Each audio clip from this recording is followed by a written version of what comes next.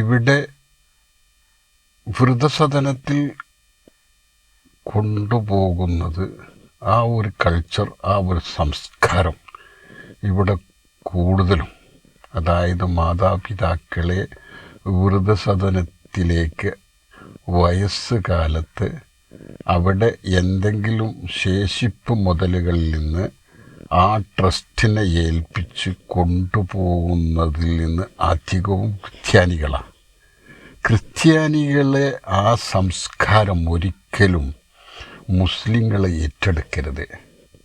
ഇപ്പം പള്ളുരുത്തി സ്കൂളിൻ്റെയൊക്കെ കഥ പറയുമ്പോൾ വെറുതെ ഒരു ചെറിയ തട്ടമിട്ട ഒരു കാര്യത്തിനാണ് കുട്ടീനെ സ്കൂളിൽ നിന്നും പുറത്താക്കിയത്.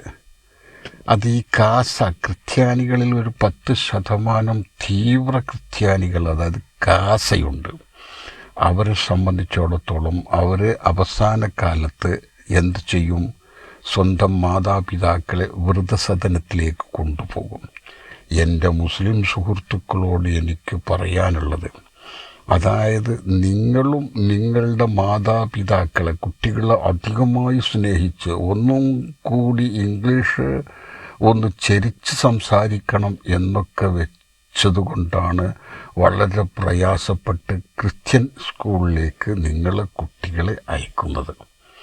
നിങ്ങൾ നേരെ ഓർത്തോ, അവർക്ക് അവരുടേതായ ഒരു ബൈലോ ഉണ്ട്, ഒരു നിയമമുണ്ട്. ആ നിയമത്തിനനുസരിച്ച് തന്നെയുള്ളൂ നിങ്ങളെ കുട്ടികളെ പഠിപ്പിക്കുള്ളൂ.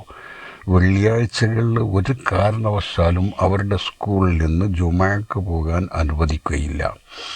ഈ പള്ളുരുത്തി സ്കൂളിനെ സംബന്ധിച്ച് തന്നെ പറയുമ്പോൾ മുമ്പും ഒരു കേസ് ആ സ്കൂളിലുണ്ടായിട്ടുണ്ട്.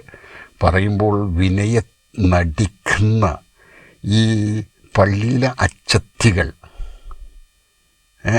വിനയം നടിക്കുന്ന പള്ളിയിലെ അച്ചത്തികൾ അത്രയും മോശമായ സ്വഭാവത്തിൽ പെരുമാറുമ്പോൾ എൻ്റെ മുസ്ലിം സുഹൃത്തുക്കളോട് വിനയത്തോടുകൂടെ അഭ്യർത്ഥിക്കുന്നു, നിങ്ങൾ ശ്രദ്ധിച്ചു വേണം നിങ്ങളെ കുട്ടികൾക്ക് വിദ്യാഭ്യാസം കൊടുക്കാം. ഇവിടുത്തെ ഗവൺമെൻറ് സ്കൂളിൽ പോകാം, ഗവൺമെൻറ് കോളേജിൽ പോകാം, ഇവിടുത്തെ ഹൈന്ദവരുടെ സ്കൂളിൽ പോകാം, അവരുടെ കോളേജിൽ പോകാം. ഏത് ഹൈന്ദവരാകട്ടെ, നായന്മാരാവട്ടെ, SNDP ആയിട്ട്, ഇവരുടെ കോളേജുകളിലും സ്കൂളിലേക്കും പോകാം. അവർക്കൊന്നും ഒരു വേർതിരിവുണ്ടാവില്ല. പക്ഷേ ക്രിസ്ത്യാനികളിൽ നിന്നുള്ള ഒരു 10% അവർക്ക് നിങ്ങളോട് പുച്ഛമാണ്.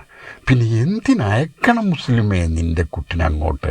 അവസാനം നിനക്കും വൃദ്ധസദനത്തിലേക്കുള്ള വഴി നീ തന്നെ വെട്ടി തെളിയിക്കരുതേ എന്ന് വളരെ വിനയത്തോട് ഞാൻ അഭ്യർത്ഥിക്കുന്നു. ഒരിക്കലും ക്രിസ്ത്യൻ സ്കൂളിലേക്ക്